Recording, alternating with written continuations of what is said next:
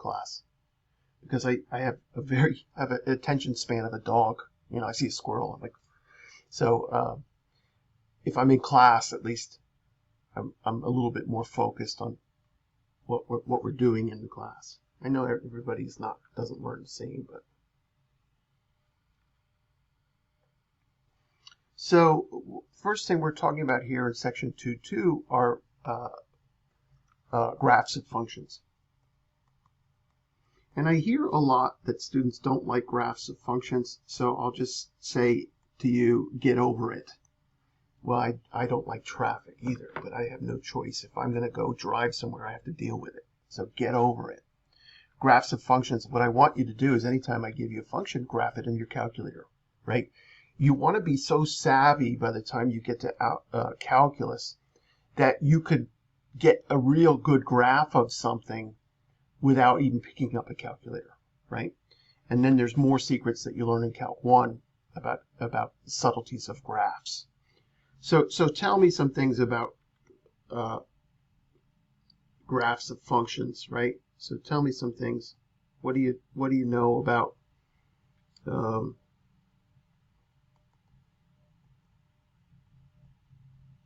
what do you know? You got to pass the vertical line test. Okay, so first of all, yes, I know I should be able to tell if a graph is a function or not, double checking that function notation, function rule, right? For every single x, there should be one and only one y. What else? What else do I know about functions? So vertical line test, I like that.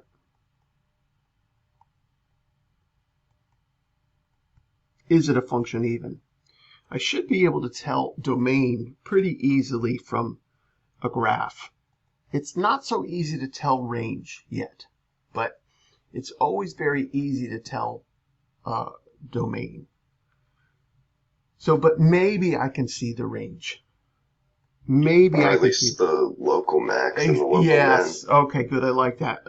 Low points or high points. This is like a human saying this.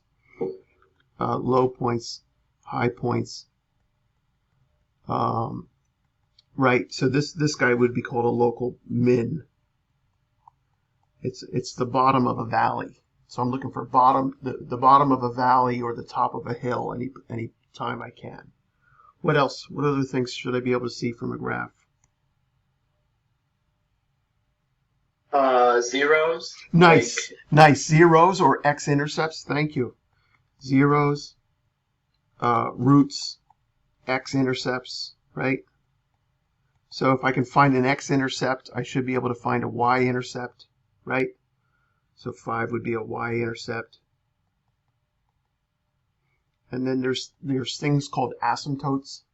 It's a really funny word if you ask me, but so I should be able to find two different types of asymptotes if they exist. So this is a horizontal asymptote.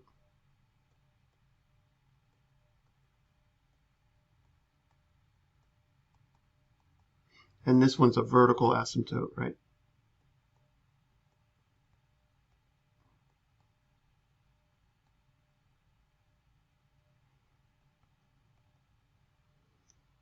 And those are related to domain and range, of course.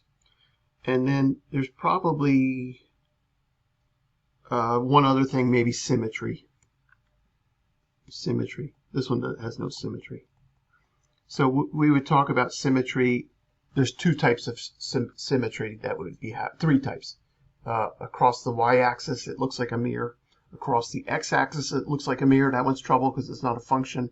And then across the origin, it looks like a mirror.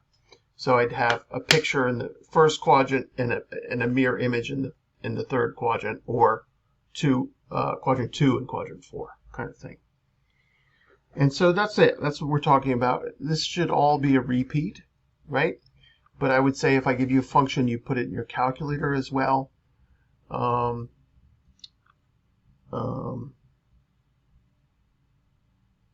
I guess points on maybe 7 is really silly. Points on the curve.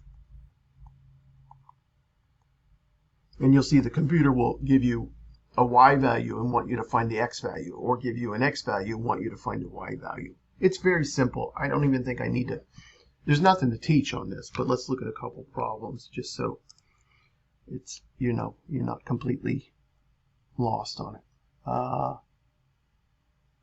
Alan said, well, some of my writing is pretty messy. Should I still turn it in or rewrite it? No, don't rewrite it. Don't waste you have enough to do in your life. I'm just trying to get you to be able to put the PDF together. That's all I care about. So when I did homework, I often was very messy too.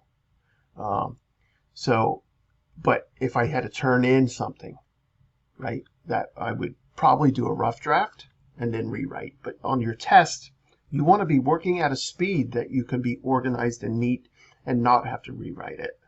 And it's up to me to make a test that's fair. If I gave you a 40-question test, you'd have to be writing like a mad person. But I'm going to give you a pretty short test. I try to make, you know, up to 8 minutes a question when I make a test kind of thing. If it's really difficult, like my Calc 2 classes had 5 questions on them only. And so they, you know, they were pretty brutal hard. But that's what Calc 2 is. And every now and then I'll accidentally minimize my chat. So if you're chatting something, and I keep ignoring it, let me know, okay? So this is we only have one homework from 2.2. This is homework 7. And it's very simple. I'm going to share it, and we're going to do a bunch of problems on it. And then we'll move on. I'd like to get to homework 7, 8, and 9 today. I don't know if I'll be able to. So here's our first one. And you can just see, let's just answer f of 4. Right, f of 4 here. You can all see my screen. So f of 4, when I put in 4, what did I get for f of 4? I got the height -6. Right, so I mean, this is how difficult this particular section is. And let me just lie on this one. Let me say 7 and see if I got one of them right and one of them wrong. One of your response, oh, what a pain. Why didn't it just tell me which one is right? I hate these programs, by the way. If I had the choice of never use a web homework system again, that's what I would choose. If you were in my classroom, I would have you do problems in the book and turn them in. But I think teachers are just lazy. I'll try and keep my language clean today, but I think teachers just want to not have to grade homework. But I think these things suck. Yeah, whatever. So X's and Y's. Here's one where it says, I'll give you this function, right? I want you to tell me, is the point on the graph? If I give you an X, can you find me a Y? If I give you a Y, can you find me an X? Can you find me the domain? What are the X-intercepts? What is the Y-intercept? Of course, I could also add what's the difference quotient, right? And then we could start doing average rates of change and all kinds of things here. The interesting one is they're not asking about the range here. And you could probably see why if you graphed it. It's hard to see the low point of this particular piece. But let's do this one, okay? So I'm going to solve it, but you should be racing me. Right? You should be doing the same problem as quickly as you can and see if you get the same result. So this is homework 7, number 2, right? 2.2, homework 7, number 2. And maybe we'll add a couple things to it. So I've got f of x equals 2x squared minus x minus 1. What's the domain? I'm doing them in a different order because I'm bored already with what it's asking, but what's the domain? All reals. All reals, right? So Bolar, and of course we know what it looks like. It looks like a smiley face, right? That's the official language. It looks like it's a parabola, opens up, right?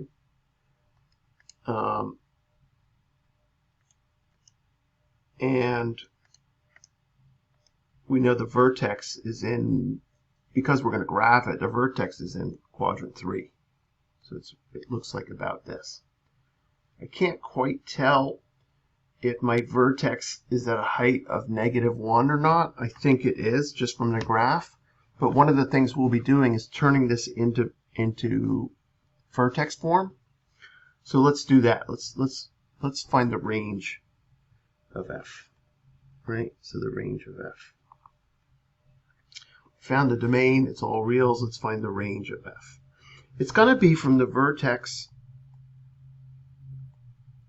and up, right? Do you see that? When the parabola opens up, my lowest point will be the vertex. And I'm saying the y coordinate of the vertex there, right? I like v sub y to infinity, whenever my parabola opens up. And so the way we do this is we complete the square. I'm going to factor out my leading coefficient of the x squared.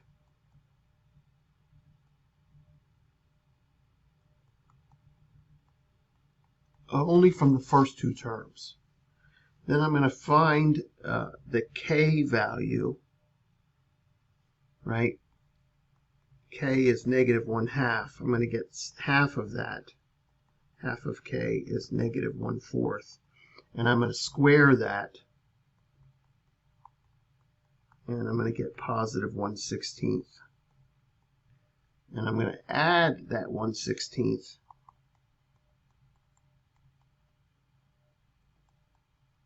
inside and subtract it outside. But outside it should be a -1/8. Why am I? Notice with that 2 and the 1/16, when I multiply them, I get 1/8, right? So I've added a 1/8 here, so I have to undo that by subtracting a 1/8. So now my function turns into 2 times the quantity of x and half of k. So that's x minus 1/4 quantity squared. And then what do I have? -9/8. So my range turns out to be -9/8 up to infinity.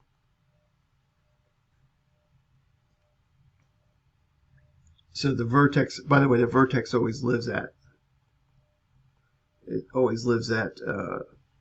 the opposite and the given. So the opposite of this and the given of this.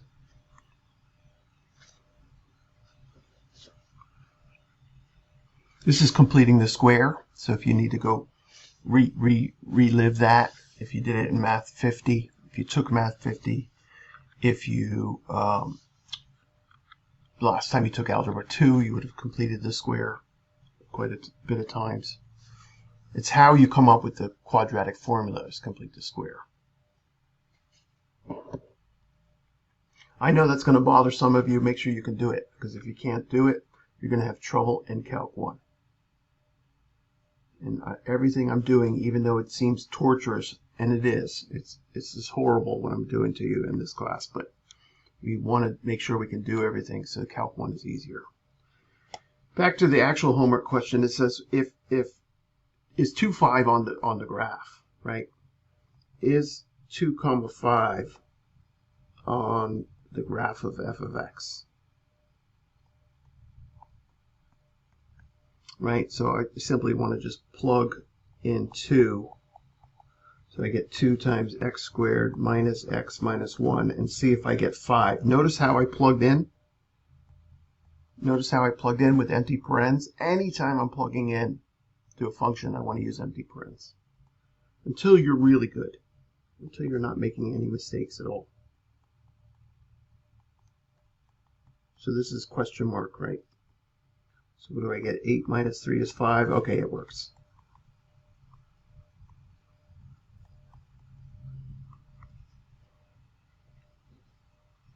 Part B, if x is -2, what's the height? Everybody with me here? Am I going too fast? Paris, you with me? Good, thank you. Anybody else with me? Nice. Brandon, Yes. Diaja, Grace, Joe, Michelle, great. Good. Great. Thank you. Mohammed, thank you. So it says find f of -2. Again, if you can see, I'm going to plug in with empty parens. This is the one where it really makes a difference that I put the parens in when I'm putting in negatives or multi-terms. That's when I have to really be careful. So 2 times 4 plus 2 minus 1, 9, right?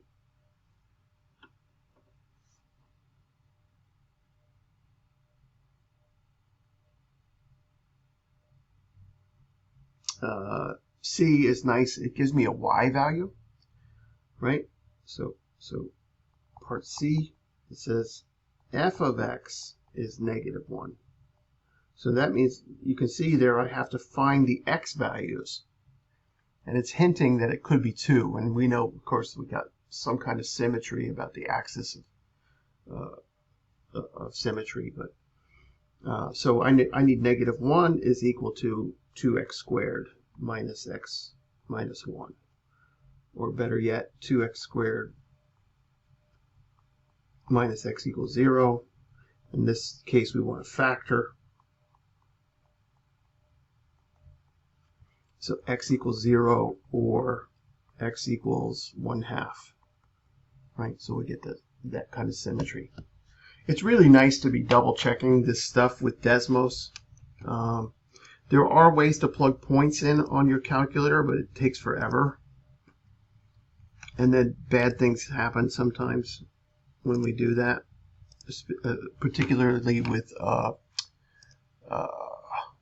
to graph a point on your calculator, you need to turn the stat plot on, and sometimes the stat plot causes some issues. But Desmos is really kind of nice. Desmos.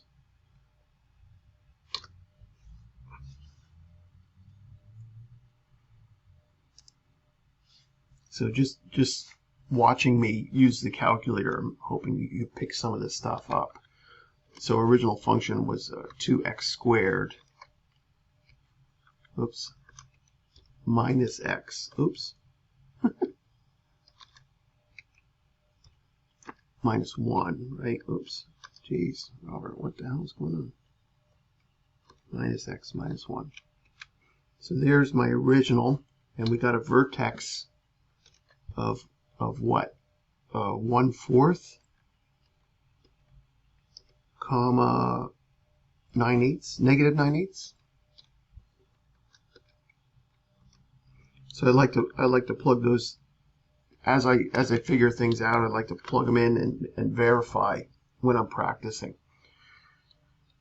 Hopefully you practice enough that you know you're gonna, you could just graph that and see the vertex kind of makes sense. But of course I might want to graph the vertex form that I got. What would I get? 2 times x minus 1/4 quantity squared minus 1/9. Sorry, minus 9/8, right? And you can see that now my green curve has completely covered the red curve. So I've figured that piece out, right? You kind of following me here? What I'm doing? Just trying to verify things. What did I have a point? What was my point when I plugged in 2? I forgot what I got. 2 fifths. When I plugged in 2, did I get 9? No, you got 5. Okay, yes. 2. So 2 comma 5 should be on my curve. Oops. So parenthesis 2 comma 5. Oop. Come on, Robert. You can do it.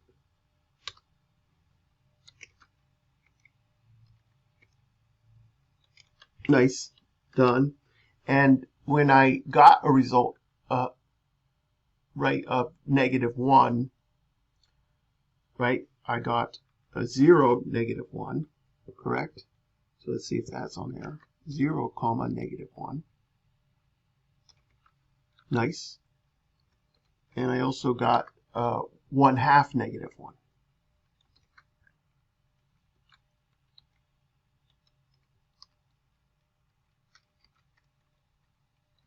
Nice. You know, so I can do a bunch of things like this to verify that I'm really understanding the graph of things. Let's take a look at that next problem. I think it was D. What was it? X-intercepts. List the x-intercepts, right?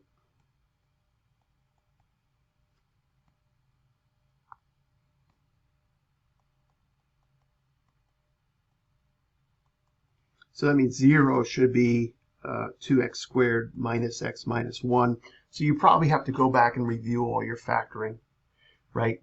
We want to find the factors of 2 times -1 that factor to -1, right? So of course I only have a choice of 1 and 2. And 1 should be positive and 1 should be negative, or vice versa. So obviously it's this one. And I split the middle term.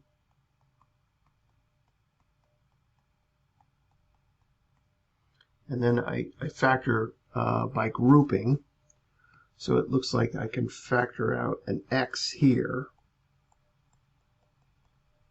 and a -1 from the second group. Good, and my factors match up again. So I get an x minus 1 and a 2x plus 1. And so I'm getting x-intercepts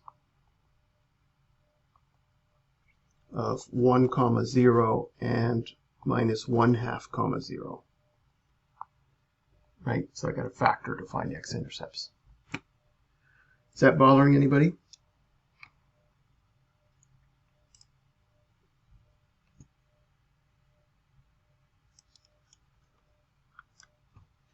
You remember all the factoring you did in 8th grade, 9th grade, or last semester if you took Math 50?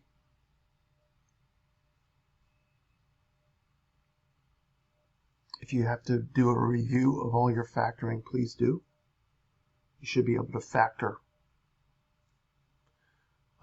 complete the square, you know, all that kind of stuff, right? We're going to learn the new process of factoring this semester, but you should be able to jump back to that old factoring anytime you want to. Everyone with me here? Yeah. Thank you. Joe, Paris, Grace, thank you.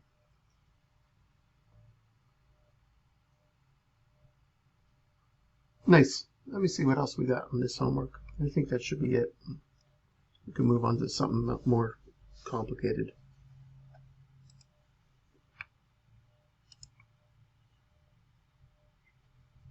Everything's similar.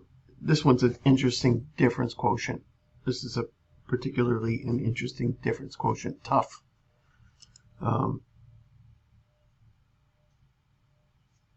Domain and range. I mean, just looking at the graph to find these things, right? We are, like I said, we'll learn how to find the range in a more sophisticated way a little bit later.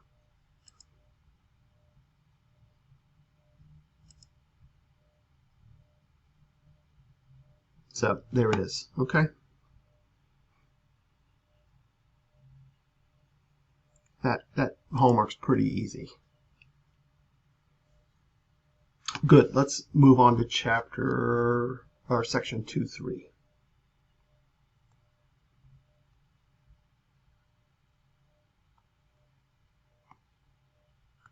So in 2.3 I have several homeworks again. But in 2.3 we're basically talking about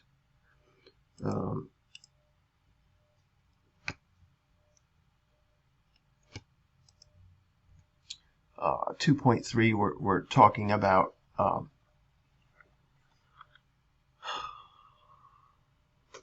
I mean, it's really more of the same. It's more on graphs, but we're talking about even and odd functions, more secant slopes, and then more domain and range. It's more graphs. I'll just say that.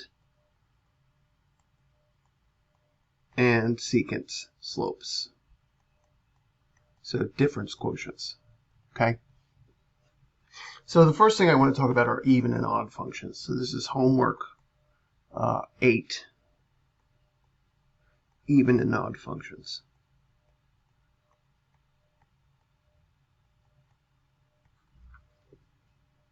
So when I say a function is even, there should be some symmetry about, there should be a symmetric, a line about the y-axis, right? The curve, the graph will be symmetric about the y-axis. So we're going to have symmetry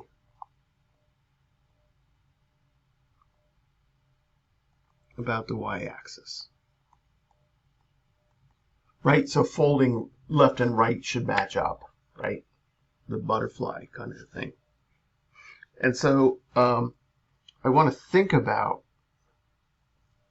right, if I put in a negative value of x and a positive value of x, I'd better get the same heights, right? So f of negative x should equal f of x, right? And that's my algebraic check. So when I'm checking if a function is even, if I evaluate it at a negative x, I should get the same exact result as if I put in the positive x. When my function is odd, I will have symmetry about the origin.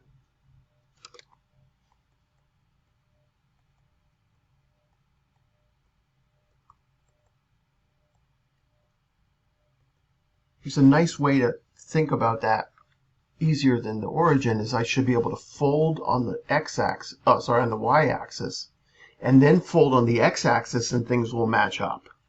So it's a double fold here, right? It's a double fold.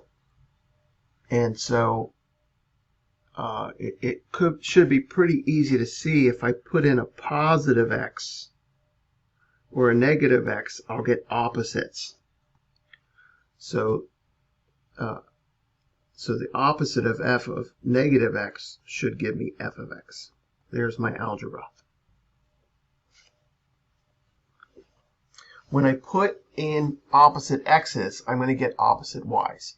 So notice that my interiors there are opposite, and notice the outsides are opposite.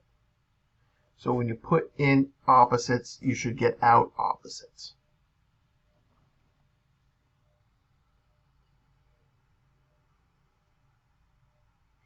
And then, of course, I could have no symmetry. So if both of these tests fail, there's no symmetry at all.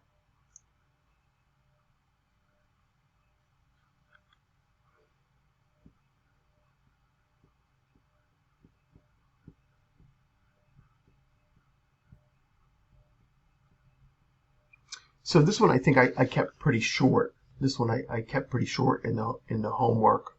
I think it's only 5 questions. So, but let's do a couple of problems here. First of all, I think this particular function is pretty. X minus x cubed, right? So if f of x is x minus x cubed, show it is odd. So we want to use our odd definition here to show that it's odd. Sometimes I will just ask, or the computer will ask, is it even or odd or neither, right?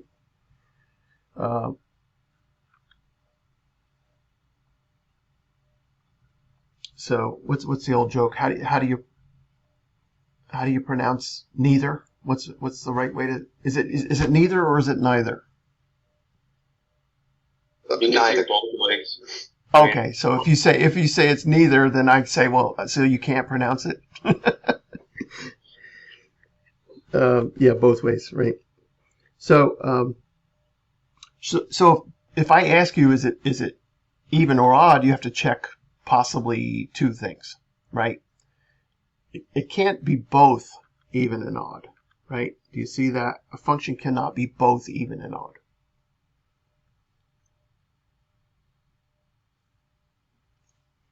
Right? Because if it's odd, it's symmetrical here and here. And if it's even, it's symmetrical here and here. So then I need this piece again. Oops, sorry, this piece. Right? And now it fails the vertical line test, not a function anymore. All right, so what are we trying to do here? Let's first of all notice that we have to find f of negative x. And I'm going to plug in with empty parens and simplify. So I get the opposite of x plus x cubed. So there's my f of negative x. But then I want to negate that. I want to negate what I just got. So I'm doing the opposite of negative x plus x cubed. And everything changes signs, of course. And you see I get back to f of x. So f of x is odd. I want to see that if I put opposite x's in, I get back to,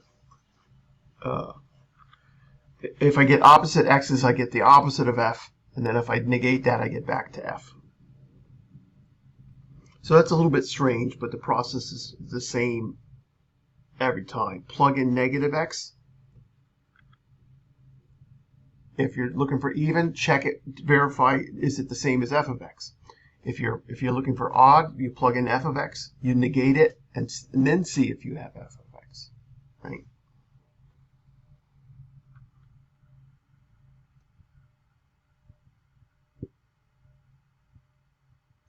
And of course, if I give you a function, graph it, right? If I give you that function, graph it. What's my Desmos look like there?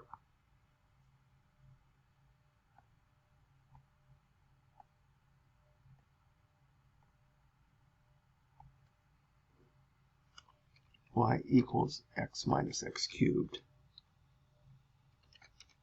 And you can clearly see the odd piece, symmetrical about the origin.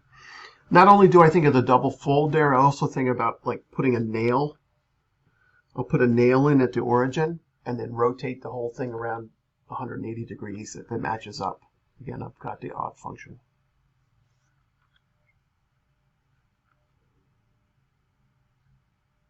I'm a graph person. I like graphs. I like to be able to look at something. When like I'm driving with my girlfriend and she says, turn right on Jones Street. I'm like, where the is Jones Street? Just tell me, turn right at the next tree. You know, give me a visual. I'm not looking at I'm old. I can't see the street names.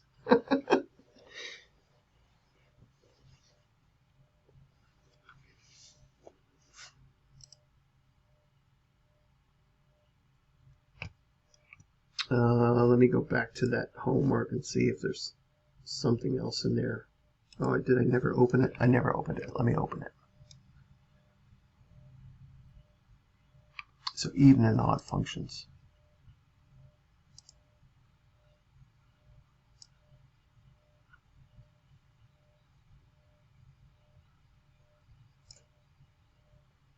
Where did it go?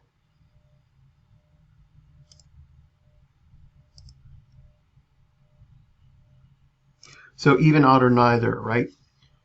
I mean, you got to show the work here. You certainly could graph this and say that, show that it's even, but I want you to show the work, right?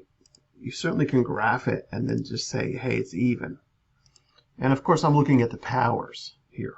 It's helping me decide if this is even or odd, right? This one's neither. So, but I want you doing the work. Make sure you're plugging in with that version, right? With those two algebraic checks. This one's even. And it will help you. You'll see this one's neither. And you can kind of see why this one's neither, because I've got an odd power in the numerator and an even power in the denominator. Oh, wait a minute. No, this one's odd. But make sure you're doing the plug in. Make sure you're plugging in and getting all of that detail there. Do you want to do this one? Anybody want to? How would a neither function look in a graph? It could be anything. So like, but it's not what it looks like. It's what it doesn't look like. If it's even, it's got to be symmetrical this way. If it's odd, it has to be symmetrical this way or this way, right? So you don't want to be looking for what does it look like. If it's neither, it's easier to look for does it look even or does it look odd. So for example, 1 divided by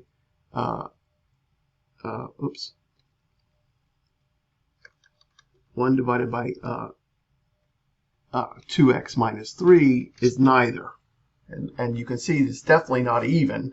It's not the same picture left and right, and it definitely doesn't reflect from the first to the third quadrant or the second to the fourth quadrant, right? Yeah. Yeah, so easier to look for what it shouldn't be if it's neither. I don't know if that's the right sentence, but you know what I mean. I got it. Yep. Okay, good. So if we're okay there, unless you want me to do one more.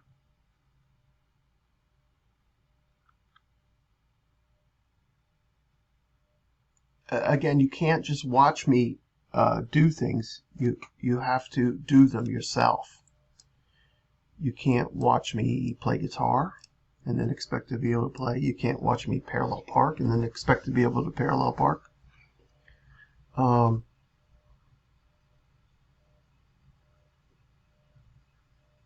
So you got to get in there and practice. It's a lot to do, so you got to chip away. You got to do a little bit at a time, right? That's why I'm really good at watching TV, because I watch every day. That's the key. We got to make sure you're practicing a little bit every day. You could always, take a photo of one of your problems that you have to do. Get a little notebook. So if you're on the metro, you can do you want to just be practicing, right? And practice like you enjoy it, like it's an instrument, right?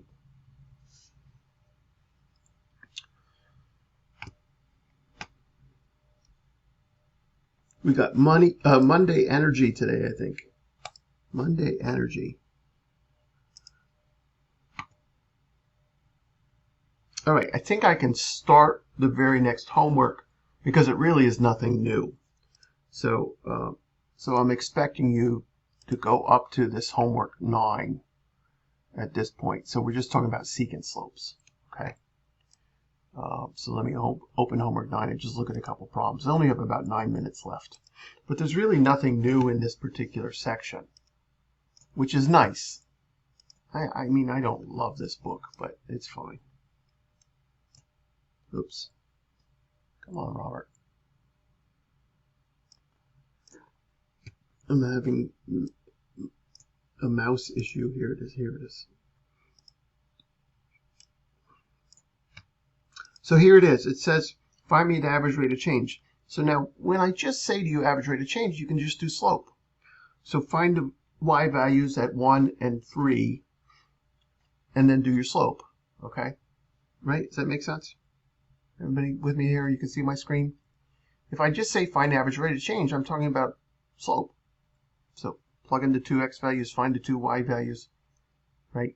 It'd be nice to graph it, put the points in, verify your points are right, find the slope. It'd be really good if you then found the difference quotient and verified it, right? But because I'm going to torture you a little bit more, here it says for this third question, find the difference quotient first. Express the slope, right? Express the slope of the secant line in terms of x and h, right? And so, et cetera, right? So there's a whole bunch of them. Let's get to one with a fraction and do that one. This one's too easy. This is our last one. So yeah, I guess I can do this one.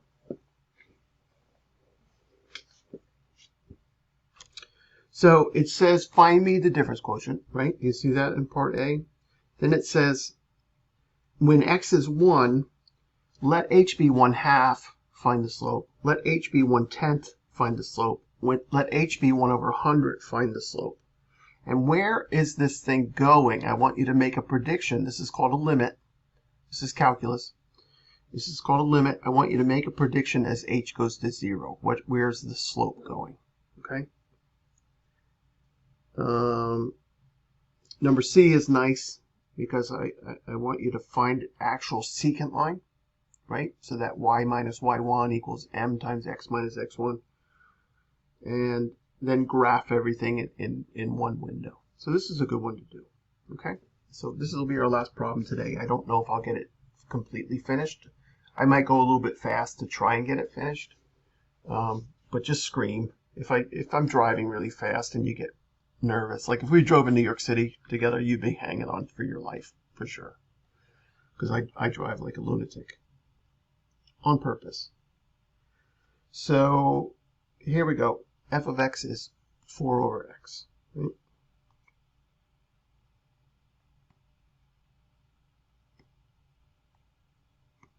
So we want to find the difference quotient. So f of x is 4 over x.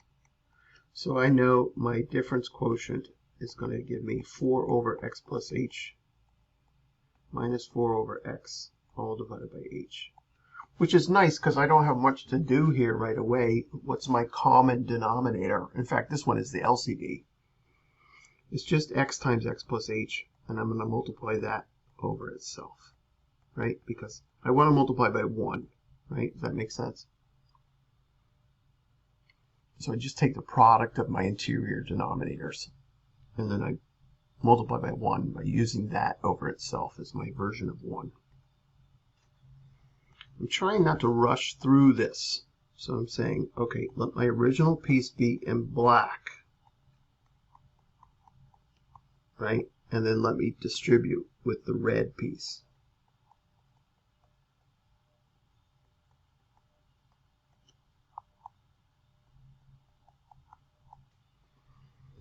How are we doing here?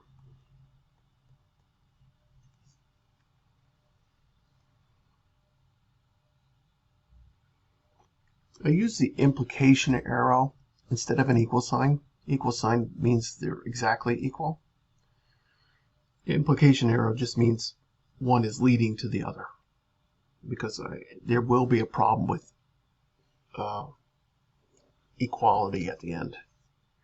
But things cancel here, right? So my x plus h's cancel here, and my x's cancel here. And I'm not in a hurry. I'm Polish, I'm not Russian. Even if you were Russian, you could say, I'm Russian, but not Russian. It's still funny, right? Or you could say, I'm human, but I'm not Russian. So what do I get here? I get 4x minus quantity 4 times x plus h, right? I don't want to rush through that because that negative piece is usually where I'll make a mistake, or those parentheses. And now I'm distributing. Really trying to take my time here because usually that last negative will miss. Oh, and I missed the 4. Thank you.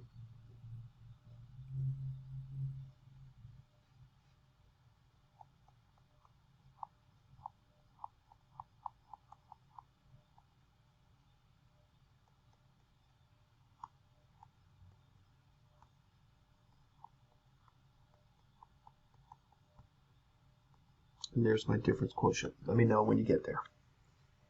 Give me a thumbs up when you get there. Or if you got the same as me already. Thank you, Grace. Nice, Alejandra, Joe, Diego, Mohammed, Michelle. Beautiful. Love it. Angel, nice. Paris, all right.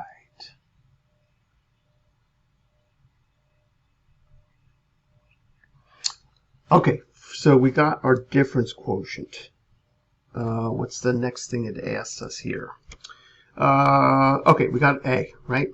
It says find me slopes when x is 1 and h is changing. And notice h is 1/2 and then 1/10 and then 1/100th. I don't like I like a more uniform change. So I would like 1/10, 1/1, 1/10, 1/100, 1/1000. That makes more sense to me. When you do limits numerically in calculus, that's what would make more sense to me. When your delta x is changing at a proportional rate every time. But let's give the computer what they want because that's what we have to do. So I'm looking at an x and an h and a secant, right? So I had 1 every time for x, and I had h is 1/2 and then 1/10 and then 1/100th, 1/100th, right? And then I'm plugging each of those in, and what I'm saying is I should be able to make a prediction about what happens when h goes to 0, right? When h goes to 0, I should be able to calculate, kind of guess at what the slope would be. So for me, I'm going to do this one on the calculator. I'm too lazy. I'm too lazy to. Can I do this on the calculator? Yes. So my secant is going to become, right, the difference quotient with a fixed x is -4/1 times 1 plus h, right? So -4/1 plus h. And so and this is going to confuse you, I know that.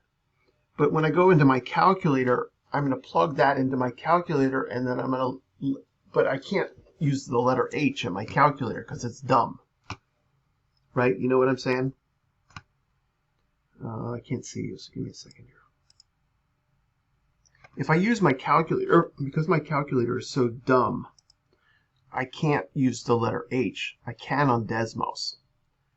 So, but this is not a bad thing for you to be able to do on your calculator. So you're going to really plug in y1 equals -4/1 plus x, and you're going to put these numbers in for x, and then you should be able to see where it's going, right? I'm out of time, so I don't have time to do it, but I can do it next class. All right, have a great Monday. Let's have a good week, right? Let's keep our energy up. Make sure we're sleeping, eating well, exercising, and let's get some work done. Okay, I should be seeing more questions from you. Okay. What is the email again? It's in the syllabus, but it's robert.kuhar@montgomerycollege.edu. Okay. All right. See you all Wednesday. Professor. Thank you. Thank you. Thank you.